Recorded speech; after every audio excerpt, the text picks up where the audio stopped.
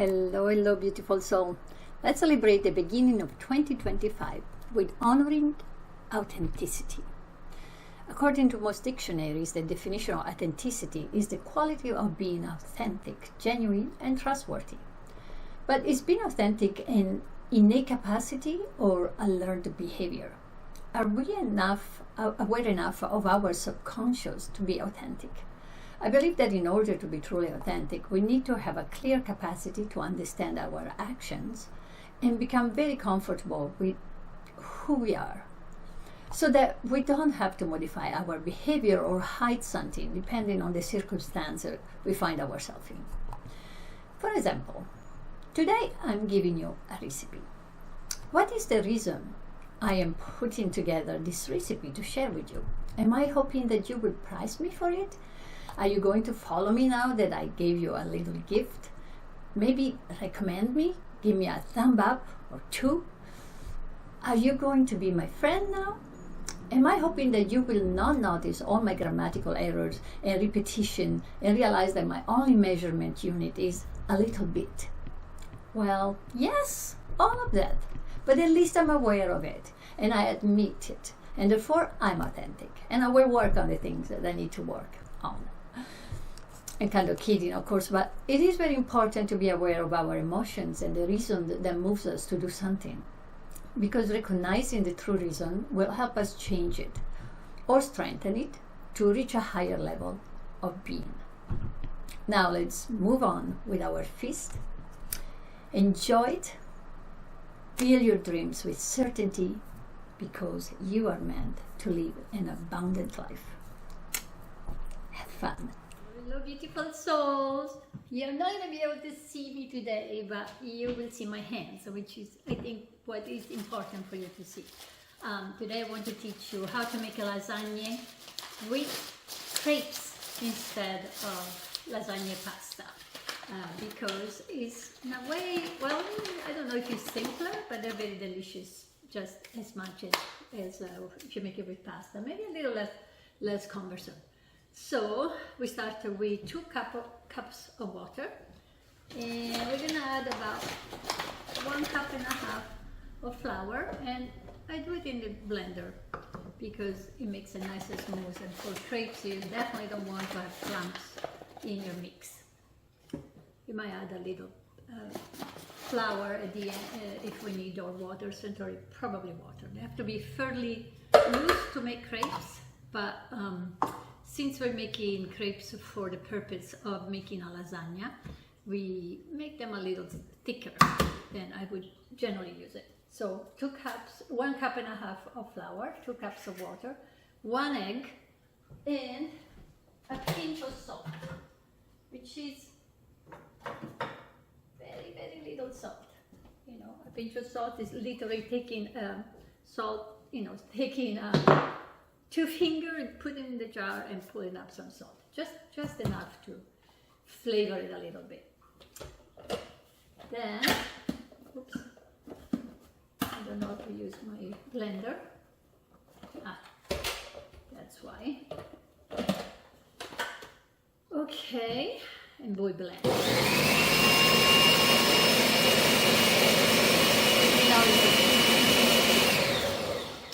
So then this, I generally put this, I have to blend it a little bit more, but I don't want to have a video of 15 minutes of blending noise. So when it's nice and smooth, and let me see actually what consistency. Yeah, you will need a little more. I'll show you the consistency before we do the crepes. You probably will need more water than what I put. So let's put 1 more cup of water. So 3 cups of water for 1.5 cups of flour. So here we are, we add it, and then I put it all in a big jar and I let it sit for about 30 minutes. You can do it longer too if you, but at least 30 minutes. All right, see you soon. Right, hello, here we are again. So while the dough that we just made is resting a little bit, we're going to make the filling for it, the layering. And so we are taking I'm gonna wash my hands again because I now touch my sweater.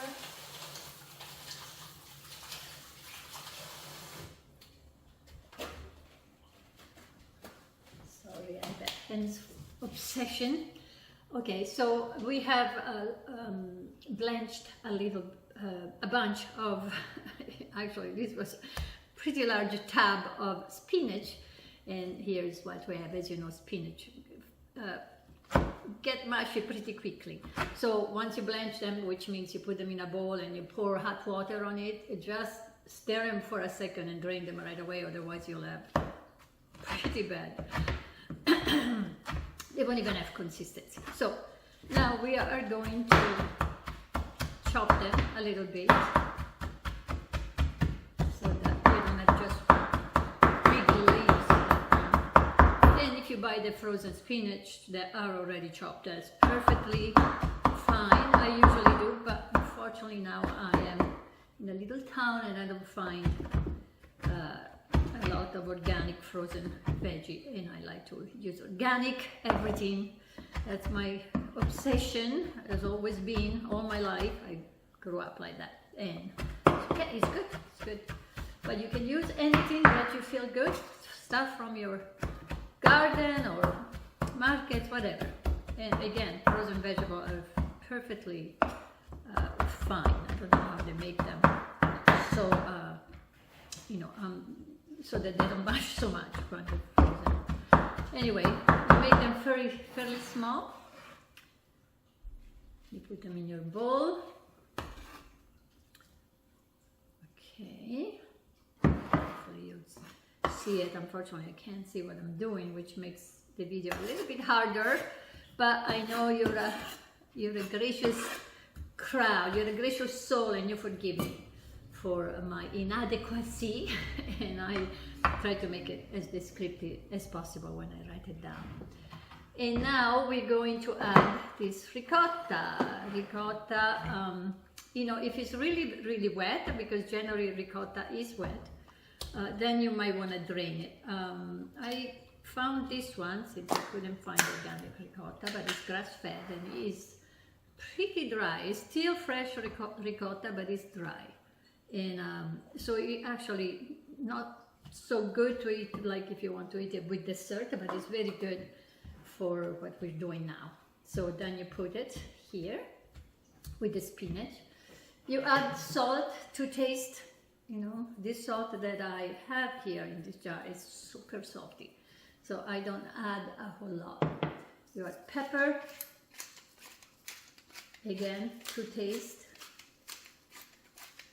And then the most important ingredient, generally, for lasagne and for ravioli, because practically this is the same feeling that you will put in ravioli, which I like to make for Christmas, is nutmeg. And here, it's pretty strong, so it's not like you add a whole lot, but you want to be able to taste it. So the good thing with this filling, since it doesn't have any eggs, you can taste it. Once it's all homogeneous, you can taste it. And if you feel like, needs a little bit more salt, or less, if you need less salt, you'll be in trouble. But more salt or nutmeg. You want to be able to taste the nutmeg, but you don't want it to be overpowering. And actually, this ricotta is actually almost too dry, so I'm gonna add a little bit of milk, just a touch of milk. Because you want you want this, if it was for ravioli, this would be good. So since we're making lasagna with the crepes, you want it to be a little more spreadable. So I'll add, let's say, I don't know, 1/8 of a cup, a quarter cup of milk. And, again, I don't measure very much. It's kind of traditional that you start so early to cook that I don't pay too much attention to the exact measurement, so that's why it's hard for me to teach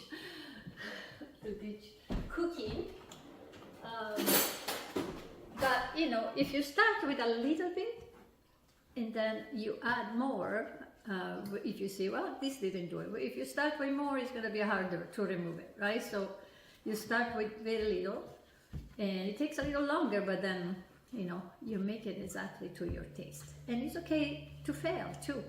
I mean, if I was to put too much milk and now it was too liquid, I guess I would add a little bit of flour, you know, just a tiny bit of flour to make it thicker. And the reason is actually the lasagne are generally made with a sauce that is called bechamel, and that is made with milk, butter, and flour.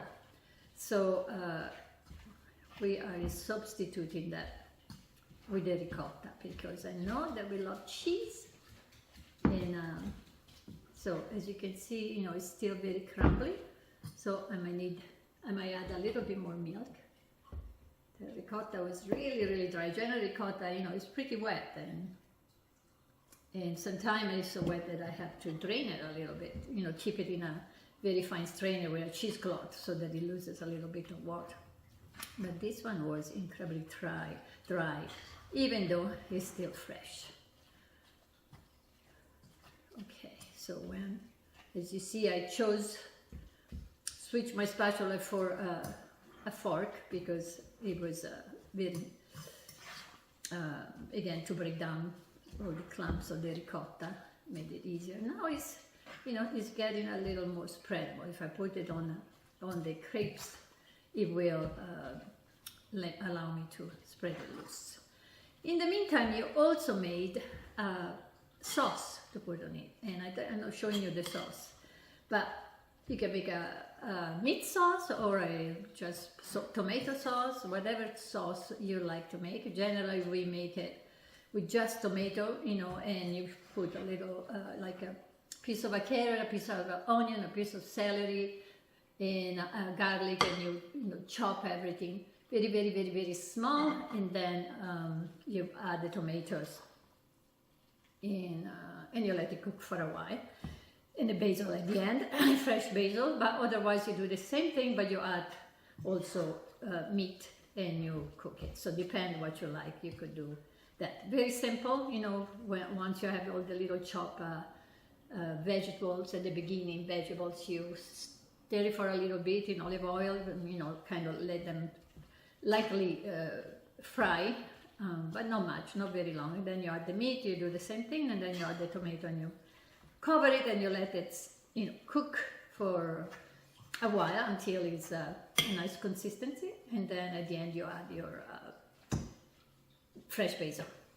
So with or without meat, that would be a good sauce to use. Today I made it with meat because my son is coming back and I know that he's gonna like it. He loves that, he loves it with meat. If I was making for myself, I probably would make it without meat, because I still eat meat, but never when I'm alone. So I guess I'm a lonely vegetarian, and the reason that I eat meat when I have my sons around is because I don't feel like cooking two different meals. But if they cook, then, you know, we do different things. I'll eat fish anytime, and otherwise sometimes I just keep the meat and eat everything else. So anyway, this is done, and now we wait for, so it probably needs more, like this ricotta needed more milk than I initially told you, but it really depends on the type of ricotta you will buy. So if it's super dry, almost so dry that when you pour it out you could almost cut it, then it's too dry and you have to add milk. Otherwise, generally it's soft. Most time I never saw this type of ricotta before, so generally it's softer, and you can probably generally use it the way it is. So, you know, you have to kind of use your judgment on how thin it is, but, you know, this one obviously it's not going to be a cream, but, you know, if you put it on the layers, you will be able to spread it. All right, next step in a minute.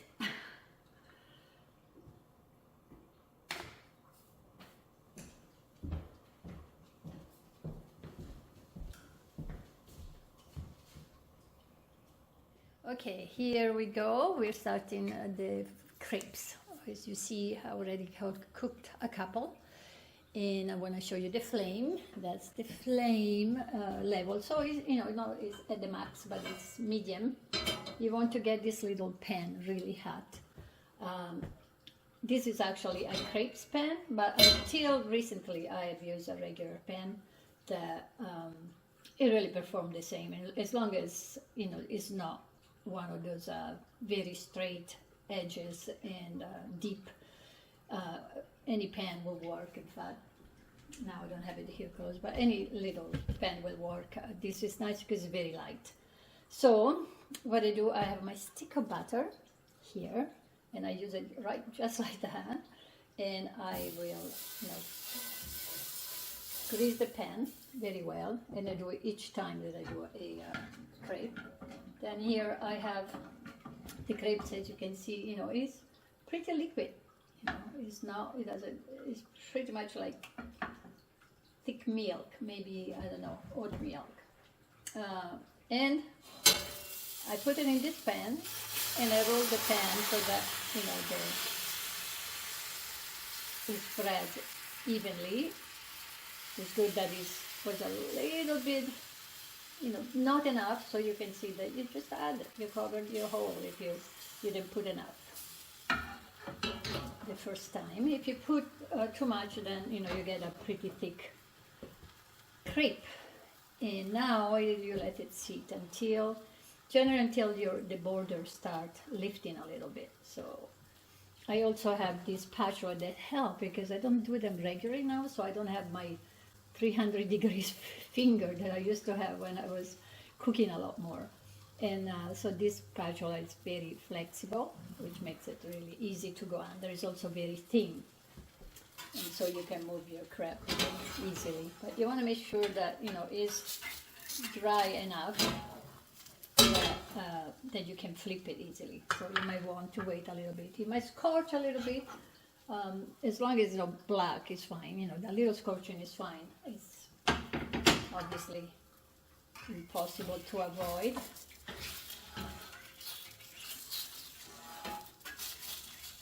A little wet.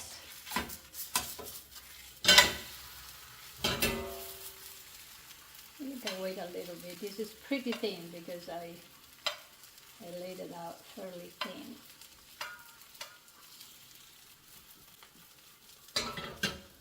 So it's all an experiment with how thick you want the dough. So you can make it a little thicker or a little thinner. It's up to you. I think generally I like it thinner especially if I put jam in the middle and then eat it for breakfast. Or it's really nice because you can put anything really. You can make it salty or you can make it sweet, and it's very delicious. In fact, I like to eat it with jam inside, and sometimes I put coconut yogurt on top, and it's really good. So, you keep doing it. When it feels like it's dry enough, then you can move it to your stuff. When you finish all this dough, then you can start layering the dish to make your lasagne plate, which is very, very nice. And the nice thing about this is that pretty much when after you're done with this process, which is really not terribly long, you can and you build your lasagna, then you have to just warm it up pretty quickly because everything that you put in it is cooked. So it's not like you have to bake it for hours and hours. You can just put it in a hot oven for about 30 minutes and you have it. So you'll decide, what kind of cook you're gonna use for the type of crepes you want to have. And there it goes. It's, it takes a little time, but it's not too bad, really. You can also have a sip of tea while you're making your crepes. But anyway, and then you can make it a lot, and then you can save them for multiple uses. So here we go. I hope you enjoy this part.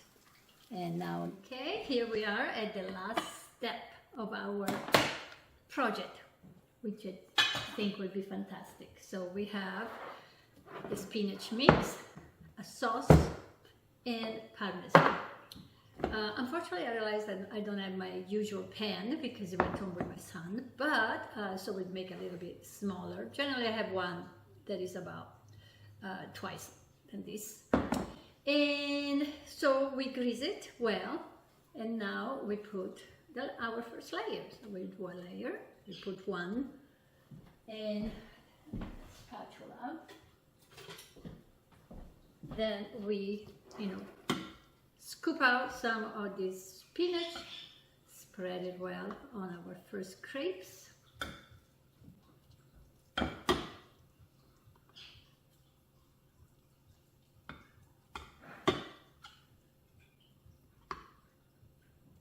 So that it covers pretty much the whole thing. Okay, so we're spreading it all. Then I put another crepes, and I put the sauce on top of the second crepes, and same thing, you put the sauce and you spread it well.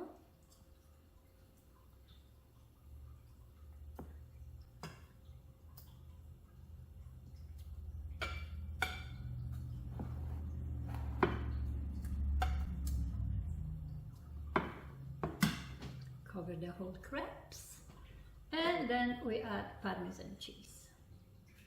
Just, again, for me, at least culturally, we don't add too much because you want to have all this flavor, melt together and nothing overpowering. But it's very good when they actually melt together and create a very complementary. They're complementary to each other instead of being overpowering. Again, things. The secret of any good recipe. So we're repeating. I put in another crepe, and I am spreading the spinach mix so that it covers the whole crepes, and then I put a fourth crepe down, put sauce, the sauce I made, down again, and chatting in cooking is difficult because I lose track of what I want to say, but anyway, so, and you do this, as much as you want, so you can finish your whole thing. Normally 4 would be the thickness that I give to this type of dish, but I might do 6 tonight because I don't have my larger pan. It should, it will be okay. They're very delicate, so if you have to warm them up too long, then they get a little mushy. And that's why I don't generally do it too thick of a stack. So we'll see. I'll let you know how it turned out with 6. He may be a little mushy, but probably not. Anyway, I hope not at least. But anyway, so you get the idea. So this is it. You do your last layer, and you then you can just put in the oven for about half an hour. Warm oven. I don't know what temperature, with the same temperature you will cook anything else. I would say, I don't know, 260 should be plenty, and it's ready to eat, so it won't take very long. I guess the process of making the crepes, took a little bit, but I would say everything else you do it while the dough is mixed and resting, then you do the other stuff. So at the end, everything works out pretty well. So this is the end of our session. I hope that you will try. I wish you were here so that I could serve you a nice plate. That would be fun, huh? If we had the possibility to try. Actually, I did have a class like that in Alaska for a while when I lived there. I was teaching cooking at night. I had some pretty faithful customers, even though they were very. It was even worse because first of all, my English wasn't great, and as you know, I don't use measurement very well, and so it would take me forever. Once I gave the first class, I realized, oh, that's not going to work without is that measurement. Then I had to change everything from grams to ounces. It was a nightmare because also it just didn't work out well. But they enjoyed it, and at the end we would eat together, so that was the good part of having the class. So they didn't abandon the class, even though the direction weren't quite, the written direction weren't quite as good. So thank you for coming. Enjoy your meal. I'll see you in the next recipe in the next video.